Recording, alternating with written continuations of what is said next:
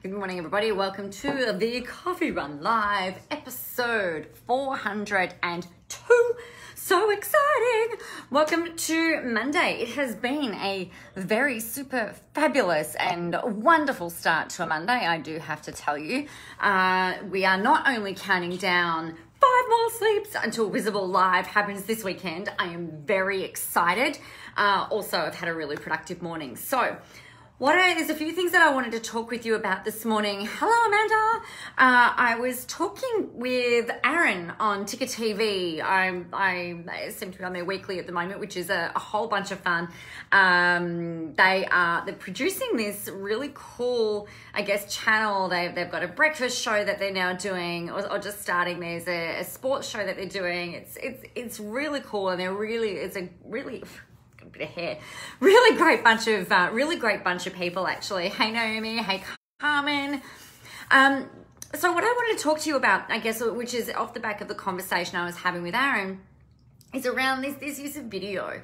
So I know we touched on it a little bit on Friday when we were talking about blogging and vlogging, but when it comes to actually creating Facebook videos or Instagram videos or videos for LinkedIn or videos for Twitter and all of this type of thing, it's a bit of a different process. So what I thought that I would share with you first of all is the fact that, a lot of people are like, video, I don't want to use video, and it can be a little bit daunting, I suppose, at the start, because when you're on video, particularly if you are on a live video, you can see yourself, right? And so that can be a bit disconcerting because you can go from looking in the camera to kind of looking at you and go, oh crap, there's a hair there, or, whatever it is that you're doing.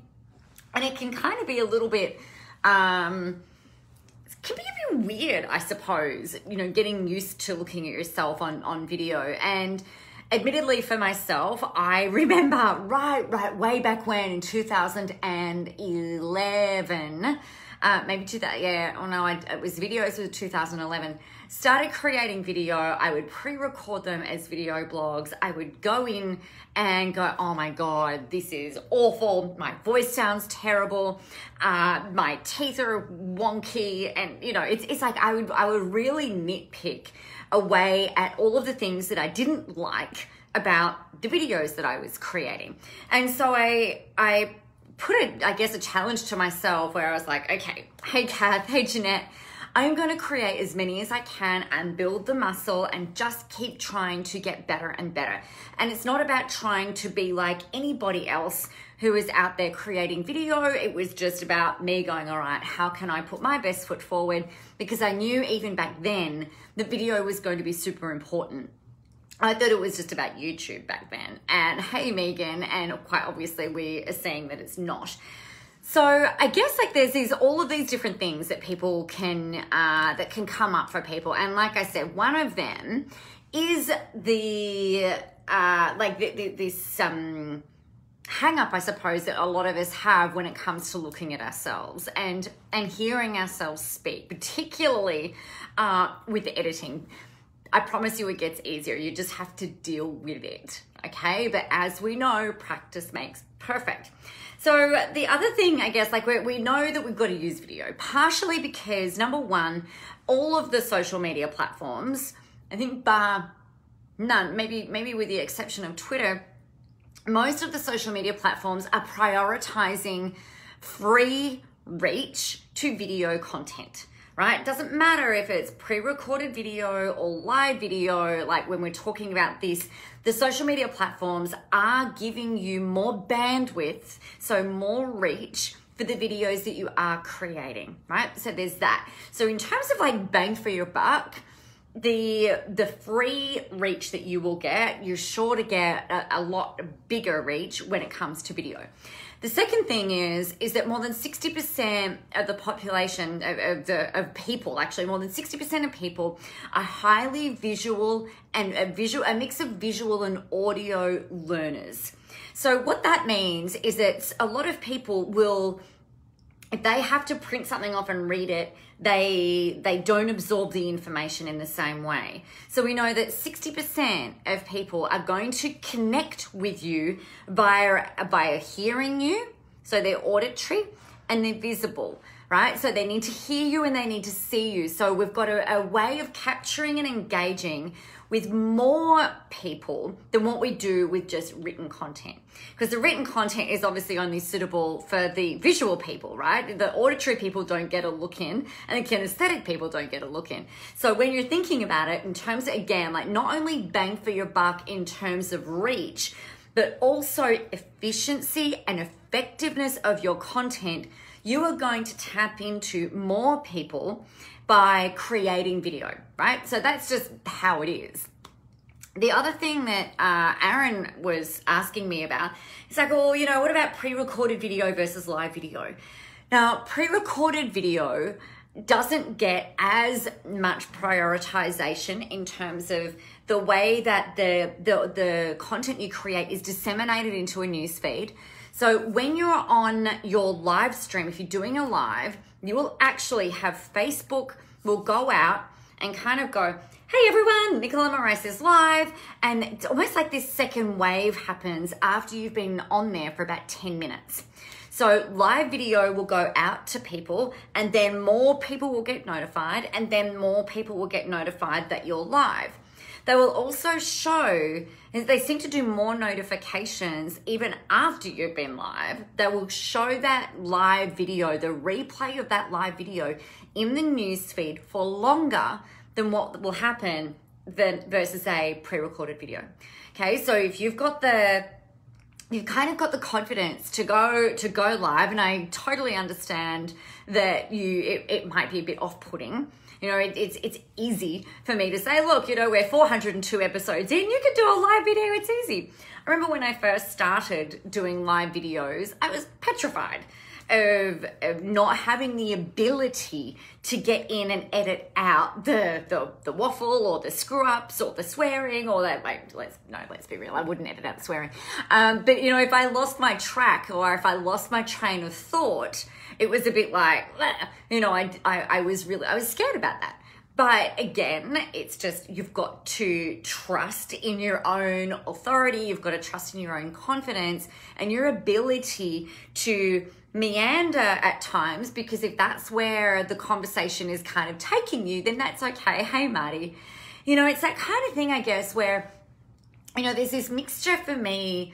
The way that I think you should show up is this mixture of being kind of like educational and adding value in terms of these are the steps that you're going to take, much like what today is about, right? But then there's also absolute space and need for you to also allow yourself and give yourself permission to be able to meander around the topic or with different things that come up as well, because it gives people a bit of an insight into how you are and who you are, right? It's not just about going, okay, well, if you guys want to create video, here are the 5 steps to doing that, and you dun, dun, dun, dun, dun, dun, dun, dun, dun, which incidentally is the way to start. Right? A lot of the time, if you're like, oh, but I don't want to, you know, blah, blah, blah, go in with some very structured content, helps build your muscle in that way, and then go from there. The next thing that often comes up, and we touched on this a little bit on Fridays in terms of lighting. So something that we all know is that it's much better and much easier to concentrate on what somebody is saying if we're not kind of trying to peer in and find their face. So lighting can be really important. I don't really give a flying shit about your background. I don't care about what your background looks like. It's the content that's important. But quite often having a little light is important and helpful for you. So I've got one of these. So it's a little ring light on a little stand here. So the ring light comes up in here. It's like the big Luvo lights that you can get. Sorry about the wobbling. And then with this one, I can actually change the temperature, whether I want it really warm or really bright or kind of cool. I tend to have it on that. And you can, you can make it like a bit more dim if you want, or you can go bright as fuck. So that's what I have, and I've just got that sitting above my computer because my phone actually hangs on the back of my laptop lid, and then it's just a really good eye height for me. So that's that for your for when you're doing your live streams and stuff. If you've got a tripod, like there's a tripod down there at the moment that the base flips and it follows you around. The camera actually follows you around.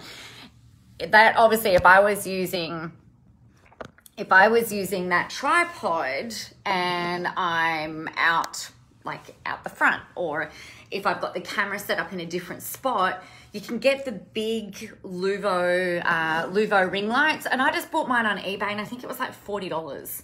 So it wasn't expensive, right? $40, something like that. I think this one might have been around $20. I can't remember. Excuse me. But it wasn't super expensive. But in terms of like the difference, you know, so this one, there's a bit of shadowing and stuff like that. So the lighting can just make a huge difference to how you appear. Okay, so there's that. The other thing I wanted to talk to you about is the sharing of it. So I'm not a fan of, and I tested it, I'm not a fan of doing the same subject matter video after video after video after video on all the different platforms. So what I used to do that at the start of the coffee run. I would do a long version on Facebook, and then I would go and do a shorter version for LinkedIn. I tried to do a short, it just didn't work. It was just, I was exhausted from it. I couldn't remember when it came to doing the second and then the third video. I couldn't remember if I'd already said what I was going to say or if that was on the platform before. So I've gone like, screw this is ridiculous.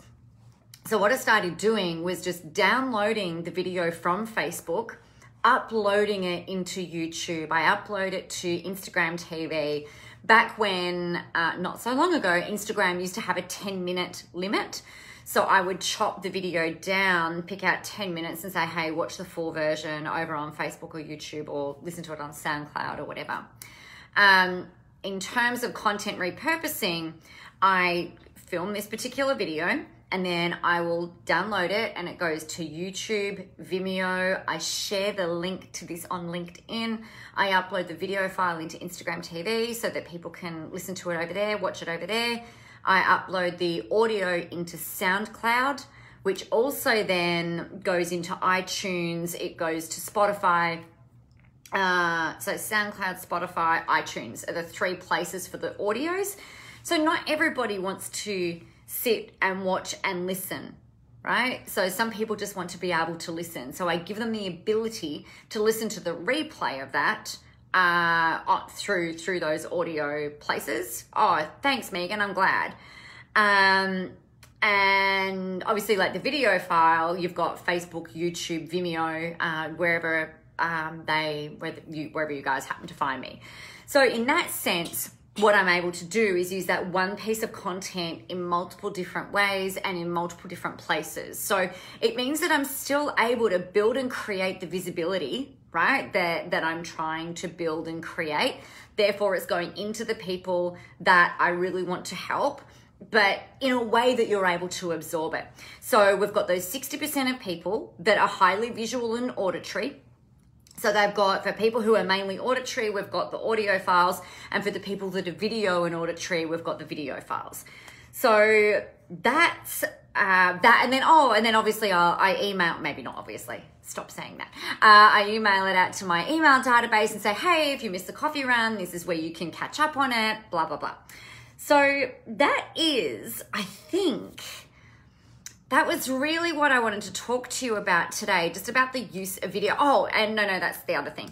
So the other big piece that we talked about actually was this whole making sure that what you're creating is on brand and helpful, right? So some people, I guess, you know, I'm all for streams of consciousness and saying the stuff that comes out of your mouth and the stuff that you feel like you need to share and say. And I actually think that that's really important. I also think it's really important for you to consider what kind of, who are your audience and how do you want to communicate with them? Because sometimes, like today, it can be really helpful for them to hear some structure. And I think you've got to really dance between You just sprouting whatever comes into your mind. But then also it's really helpful for you people to be able to go, all right, well, the gap between where I am and where I want to be is freaking huge. Give me some steps that I can take in order to at least start to be moving in the right direction, or moving in a direction, right? So providing some set of, I guess, having for you a set of content, some structure, some steps that you're going to take your people through are really important. And it can also help you really build your confidence with your delivery, okay? So that's that. When you are live, you can do it on your computer or you can do it on your phone. On the computer, I get really like, it's like I'm inside out. It doesn't look the same to me as it does when I'm on my phone. So I find it really discombobulating because if I go like this, I know what's going to happen on the screen. Whereas on my computer, it tends to be, it's mirrored differently. And I just find that really, really weird. So whether you go live on your computer or whether you go live on your phone, it is up to you and it's your personal preference. I don't tend to share things from my phone these days. I do tend to share them from the computer, but it all sits in the Creator Studio or in your content library, if you like, in the back end of your Facebook page. So it doesn't go anywhere. It stays there, which raises another question that I have, which is often where should you go live or where should you post the videos? Now, if you are wanting to make money online, if you're wanting to grow your business online, if you're wanting to build up and grow your visibility online, you guys have to have a Facebook business page, right? It's not negotiable. You've got to have a Facebook business page. So when you're going live, go live on your business page. You can go like as a consistent thing. Sometimes you can do it on your personal profile if you choose to, but remember, when you're putting it up on your business page or you're going through there, you've got the ability to leverage the reach so that people see the other content that you're posting as well. Okay, so it's not just about going, oh, but I've got more friends over on my personal profile. Well, yeah, that's great. Share the live that you do on your business page over to your personal profile. Right? Let them, and then say, hey, I'm doing this regularly. Come back over onto the business page and catch up with me over here. You might decide later on that you want to boost the post or that you want to advertise something that you've talked about in your Facebook live stream. It makes really good business sense to have the video living and being housed in the place that you can leverage it most, which is absolutely by and far your business page. And then go and repurpose it out and share it and whatever from there. So that is all of that. Now, the other thing I wanted to talk with you about, just to remind you, unless you've been living under a rock, you will know that Visible Live is happening this weekend. 2 days of marketing planning, content preparation, making sure that you're on brand, you're on point, and that you've got everything that you could possibly need to absolutely nail it over the course of this next, let's say, financial year. I can't believe we are the middle of May. We've got 6 weeks to the end of this financial year. It is ridiculous here in Australia that's already come up. Obviously for the rest of the world, it's ridiculous that we're almost halfway through the year. But the one thing that I always come back to, and I've been rereading the testimonials from people who have been to Visible Live, and it's like, yeah, I sometimes I forget how powerful it is, right? And it's really interesting. But the thing that I know most people want is they want clarity, they want a plan, and they want something they can follow that feels good and that's easy to implement, right? Visible Live will give you that. There's room for individualization and tailoring throughout it. It's like a workshop, so it's not just going to be me.